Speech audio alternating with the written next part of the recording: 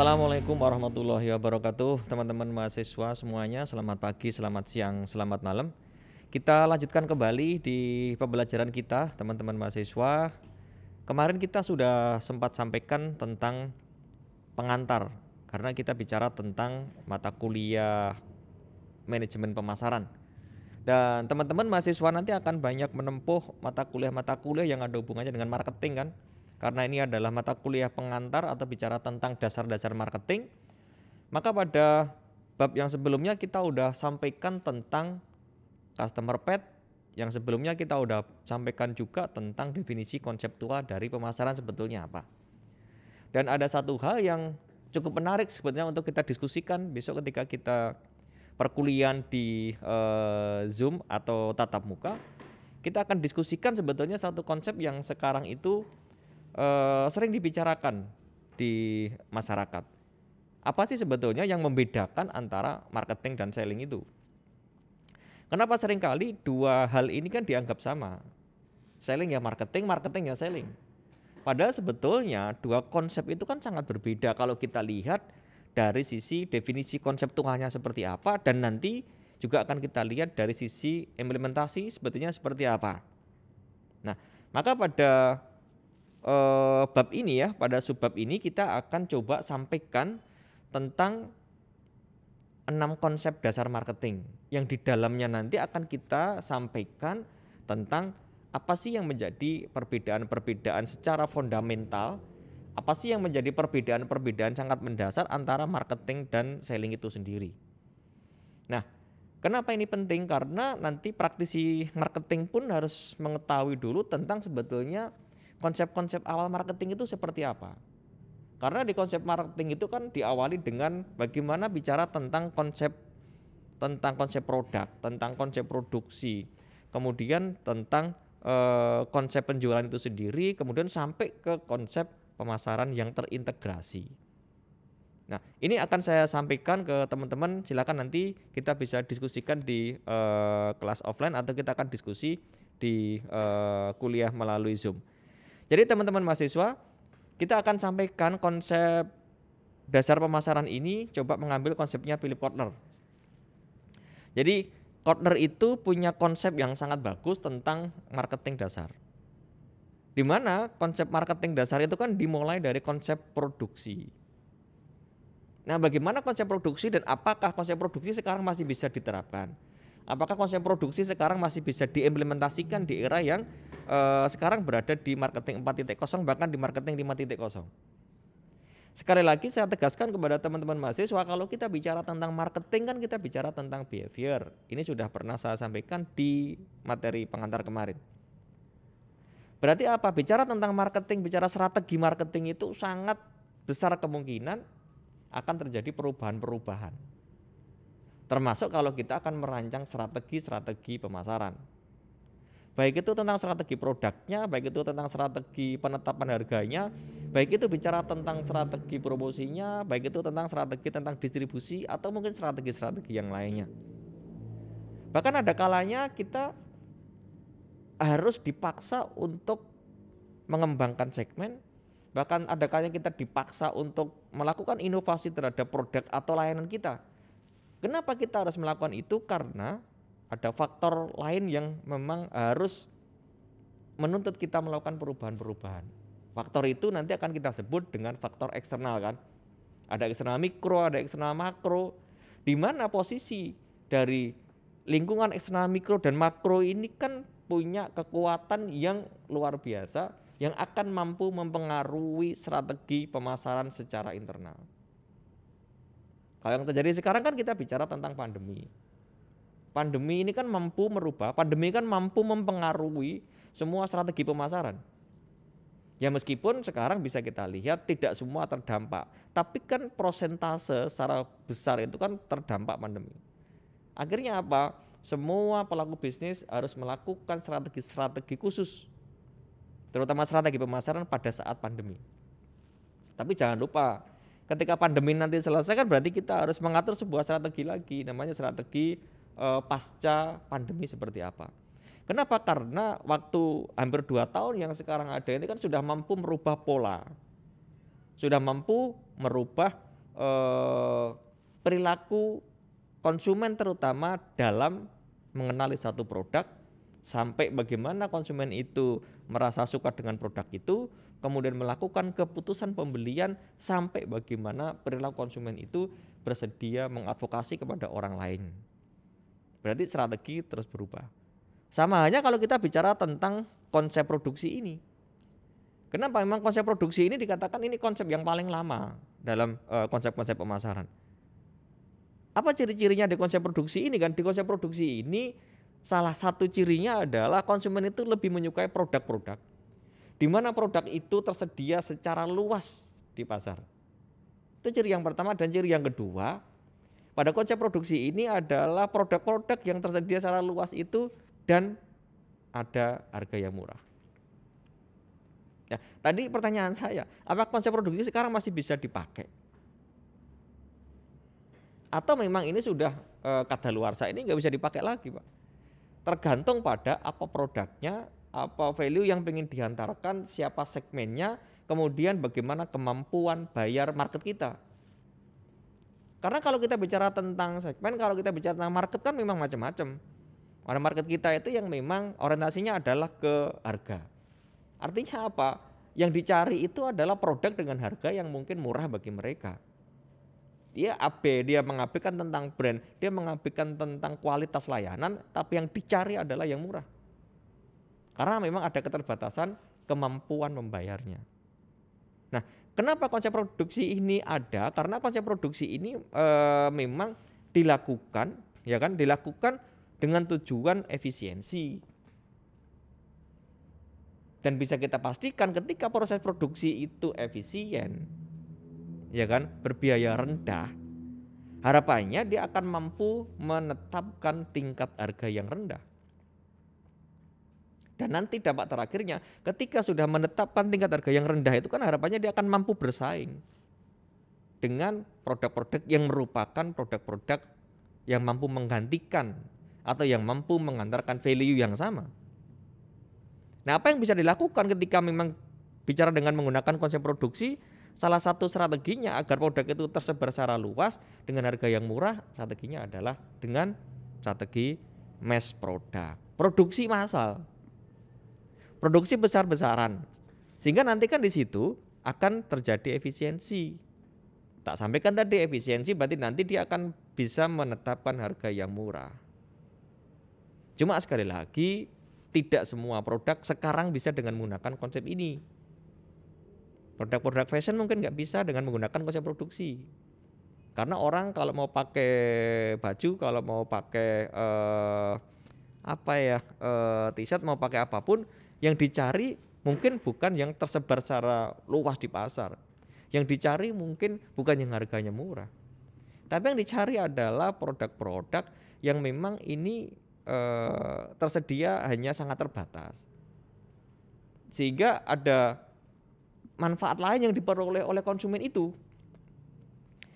Teman-teman perlu saya sampaikan bahwa ketika kita atau ketika konsumen itu mengkonsumsi satu produk itu kan tidak hanya bicara tentang manfaat secara fungsional kan. Tapi ada manfaat lain yang mesti pengen dipenuhi oleh konsumen itu. Selain manfaat secara fungsional kan ada manfaat secara emosional. Ada juga manfaat secara spiritual. Sekali lagi konsumen ketika melakukan pembelian terhadap produk atau layanan, dia pengen dapat manfaat apa sih dari produk atau layanan itu? Manfaat fungsionalkah? Manfaat emosionalkah? Atau manfaat secara spiritual? Nah, ketiga manfaat yang pengen diperoleh ini kan nanti akan mempengaruhi kepada tingkat harga. Kalau kita bicara tentang manfaat fungsional, ya kita mungkin mengabaikan brand, kita mengabaikan merek. Selama memang produk itu mampu menghantarkan value, selama produk itu memang bisa memberikan pemecahan permasalahan yang dimiliki oleh konsumen, ya is okay. Bahkan ada orang yang ngomong, kalau ada produk yang murah kenapa cari yang mahal? Berarti dia bicaranya adalah pemenuhan kebutuhan secara fungsional yang pengen diperoleh dari satu produk atau layanan itu. Sementara banyak juga konsumen itu yang pertimbangannya adalah secara emosional. Emosional berarti Dia tidak bicara tentang harga murah, mahal pun nggak apa-apa. Yang penting memang ada kepuasan tersendiri secara emosional. Konsumen akan merasa bangga ketika menggunakan produk-produk tertentu. Konsumen akan merasa bangga ketika justru produk yang dibelinya ini mahal misalkan. Karena ada hubungannya dengan kelas sosial misalkan, agar terangkat kelas sosialnya, agar terangkat statusnya dan lain sebagainya. Dan sementara sekali lagi yang model seperti itu nggak bisa dengan konsep produksi, nggak bisa, karena yang dicari adalah produk yang tersedia secara luas dan murah. Maka bagi produsen strateginya adalah mass product, produksi massal. Oke, berikutnya kan ada konsep produk. Kalau tadi kita bicara orientasinya adalah tersedia secara luas, harga itu dibuat semurah-murahnya agar sampai kepada konsumen tingkat akhir. Tapi kalau konsep produk bicaranya bagaimana melakukan sebuah inovasi. Konsumen akan menyukai produk-produk yang menawarkan diri. Artinya menawarkan diri berarti kan menawarkan value. Dan dia mengklaim bahwa produk saya adalah produk yang paling berkualitas. Produk saya adalah produk-produk yang memiliki tingkat inovasi yang tinggi atau punya inovasi yang bagus. Produk saya adalah produk yang paling bermutu misalkan. Ya, ini konsep produk. Orientasinya adalah bagaimana produsen mengantarkan ya kan value yang paling bagus dari sisi kinerja, dari sisi mutu, dari sisi inovasi. Tetapi ingat, ketika akan gunakan konsep produk ini, ya kan, kita mesti sesuaikan juga, ya kan? Kita mesti sesuaikan juga dengan pasar kita. Apakah pasar kita mengendaki produk-produk yang seperti itu? Karena pasti kan nanti dampaknya adalah ke tadi tingkat harga yang akan sampai kepada konsumen tingkat akhir. Beberapa contoh web TV misalkan, ya kan? Dia melakukan inovasi terhadap produknya, tetapi kemungkinan terburuknya itu ketika inovasi itu justru dampaknya tidak memberikan efek kepuasan kepada pelanggan. Pelanggan justru kecewa misalkan. Ini konsep produk ya, besok kita bisa diskusi lagi. Atau yang ketiga adalah konsep penjualan. Nah tadi tak sampaikan ini menarik untuk kita bahas, marketing selling sama konsep selling itu. Yang pertama tadi adalah konsep produksi, kemudian konsep produk, ini bicara konsep penjualan. Kalau kita bicara konsep penjualan berarti ada beberapa kata kunci yang mesti kita pegang nih. Ya kan? Kata kunci yang kita pegang kalau kita bicara tentang konsep penjualan, ya kan? Yang pertama adalah upaya untuk meningkatkan penjualan dengan apa? Strategi promosi yang agresif. Ada kata-kata promosi yang agresif karena memang orientasinya itu adalah bagaimana produk ini bisa segera terjual. Bagaimana produk ini segera bisa terjual. Nah, maka kalau kita bicara tentang konsep marketing tadi dengan konsep penjualan berbeda. Perbedaannya apa di antara konsep itu? Coba langsung saya sampaikan. Ya, kita ke konsep pemasaran sehingga nanti kita bisa bedakan. Kalau pada pengantar kita udah bicara tentang definisi konseptual marketing itu apa? Perlu saya sampaikan lagi, kalau kita bicara tentang definisi konseptual marketing kan berarti ada want, ada need di situ kan. Bagaimana perusahaan bisa memenuhi kebutuhan dan keinginan pasar dengan cara apa? Dengan cara menciptakan produk, meng-create produk, dengan cara menetapkan harga, dengan cara menentukan saluran distribusi, kemudian dengan cara menentukan media promosi yang digunakan. Dan tujuan akhirnya apa? Tujuan akhirnya adalah untuk memberikan satu efek kepuasan kepada pelanggan. Itu konsep marketing yang udah kita sampaikan di pengantar. Sama di sini kan konsep pemasaran. Konsep pemasaran ini ya kan dengan cara apa? Ya kan? Dengan cara menciptakan, menyerahkan, mengkomunikasikan nilai value. Bicara tentang bagaimana menghantarkan value, mengkomunikasikan value. Kenapa? Karena value itu akan menjadi akan menjadi perhatian konsumen. Dia puas atau tidak puas melihatnya kepada nilai yang diterima. Pemasar mengantarkan nilai, sementara konsumen adalah menerima nilai. Ukurannya apa? Ketika nilai itu memang lebih tinggi, berarti nanti konsumen akan merasa puas. Ini di konsep pemasaran kan. Nah, Kepada siapa? Kepada pasar sasaran yang terpilih, berarti pada konsumen, kepada segmentasi yang tepat. Ini konsep yang kelima kan, pemasaran berwawasan sosial, dan yang keenam saya langsung tadi janji akan jelaskan ini. Perbedaan yang mendasar antara konsep penjualan dan konsep pemasaran. Karena ini yang kadang masih menjadi bahan yang menarik untuk didiskusikan kan di masyarakat itu. Perbedaan pemikiran antara konsep penjualan dan konsep pemasaran ya. Kalau kita bicara tentang selling konsep, maka selling itu fokusnya adalah ke kebutuhan penjual. Sementara kalau kita bicara tentang marketing itu bicaranya adalah kebutuhan pembeli. Ingat, pemasaran adalah one and need, sementara selling bicaranya adalah bagaimana fokus ke kebutuhan penjual. Terus apa yang menjadi perbedaan berikutnya? Yang menjadi perbedaan berikutnya di sini, kalau kita bicara tentang selling, orientasinya adalah mengubah produknya jadi uang, mengubah produknya jadi uang. Sementara kalau kita bicara tentang marketing konsep, ya, bagaimana dari produk kita mampu menghantarkan value dan akan bisa memberikan kepuasan kepada pelanggan. Nah, kepuasan itu, value itu bisa dari apa? Bisa dari produknya, bisa dari layanannya, atau mungkin juga dari sarana prasarana, ya kan? Atau physical evidence dan lain-lain. Terus kalau kita perjelas lagi seperti ini yang menjadi perbedaan antara penjualan dan pemasaran. Di atas berarti kita bicara tentang selling konsep. Konsep penjualan kan berawalnya siapa? Dari pabrik ya. Sementara kalau kita bicara tentang marketing, pemasaran itu, ya kan, sebentar. Kalau kita bicara pemasaran berarti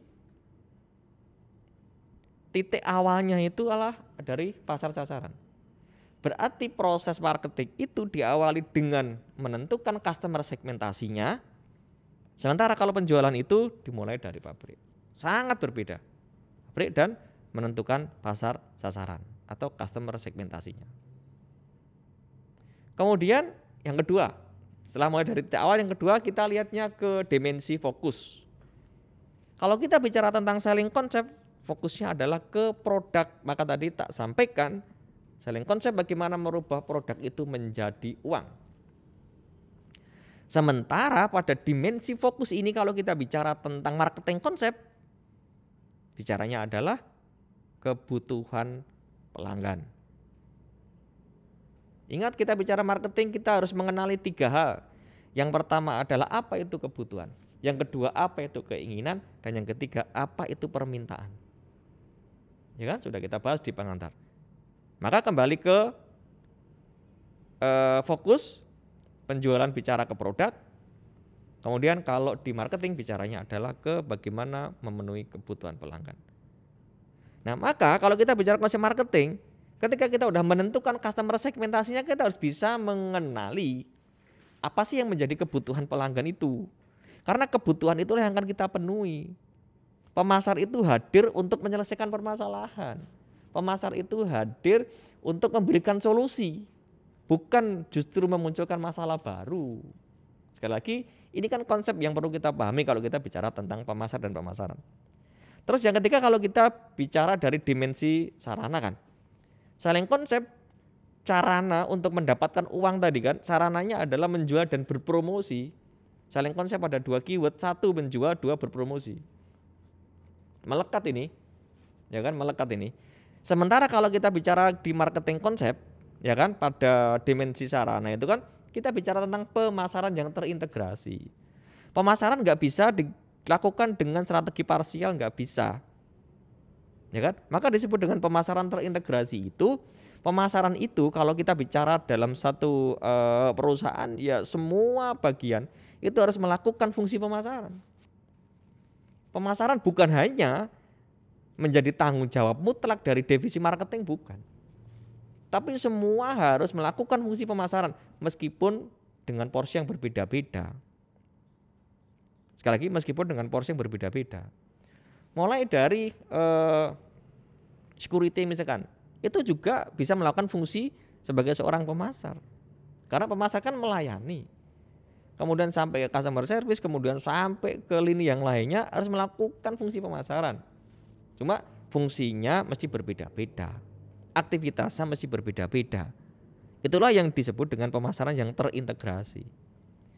Kalau kita melakukan strategi pemasaran yang secara parsial, yang terpisah, bisa jadi pada divisi promosi dia melakukan upaya-upaya yang hebat, dia melakukan iklan-iklan yang luar biasa, sementara layanan di dalam itu mengecewakan, ya sama saja. Berarti itu tidak terintegrasi, tidak terpadu strateginya. Artinya apa yang disampaikan di luar oleh tenaga pemasar di bagian promosi misalkan, itu harus sama dengan apa yang ada di dalam. Itu kata kuncinya, ya kan? Kemudian kalau kita bicara pada dimensi yang keempat kan, kembali ke selling konsep hasil. Apa hasil yang diharapkan dari selling konsep? Adalah laba. Oh, emang di marketing konsep nggak laba? Iya, marketing konsep laba juga. Tapi ada perbedaannya. Kalau kita bicara tentang selling konsep dari dimensi hasil, ya kan? Pasti laba, tetapi melaluinya apa? Melaluinya adalah volume penjualan. Volume penjualan. Tetapi kalau kita bicara tentang marketing konsep, hasilnya itu apa? Sama-sama laba, tetapi melaluinya adalah bagaimana bisa membangun kepuasan pelanggan. Ini yang saya sampaikan kepada teman-teman semuanya terkait dengan perbedaan yang mendasar antara selling konsep dan marketing konsep, sekaligus mengakhiri pembahasan kita di materi tentang konsep marketing. Mudah-mudahan ini bisa diterima dengan baik, dengan jelas oleh teman-teman mahasiswa. Tapi kalau teman-teman mahasiswa merasa belum jelas, ada beberapa hal yang bisa didiskusikan, silakan nanti kita akan diskusikan di pertemuan berikutnya. Ini yang bisa saya sampaikan. Terima kasih atas perhatiannya. Saya akhiri, assalamualaikum warahmatullahi wabarakatuh.